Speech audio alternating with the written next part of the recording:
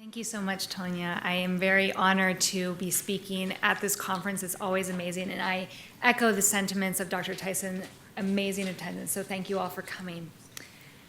I know that patient education was discussed earlier today, as well as nursing education, but I'm going to focus more on the comprehensive education of everyone throughout the entire team and how that's instrumental to ensuring that we really have an effective ERAS protocol and pathway that the patients follow through. So I have no financial disclosures.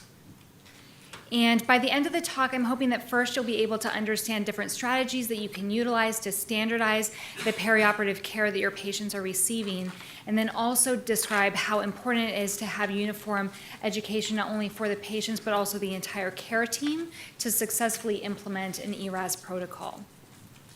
So first, what happens at the preoperative visit? Immense education needs to happen, and it's essential that a lot of time is spent on this education and that the entire team is speaking the same language. So you need to make sure that your front desk staff, your nursing staff, your advanced practice providers, your fellows, your residents, everyone that you are working with that's going to be interacting with the patient is speaking the same language and understands what is involved in ERAS. So the first thing that we need to ensure is that patients have realistic expectations. A lot of times they'll come into surgery thinking that their surgery is going to be the same as the surgery that their mom had 20 years ago.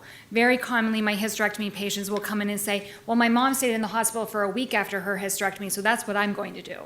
And so when I say you're going to go home the same day, that's a huge dichotomy. And so it really needs to be sure that you're setting those expectations right out of the gate, that the patients are aware of what you're going to be asking of them, not just from a discharge planning perspective, but also from the ERAS perspective.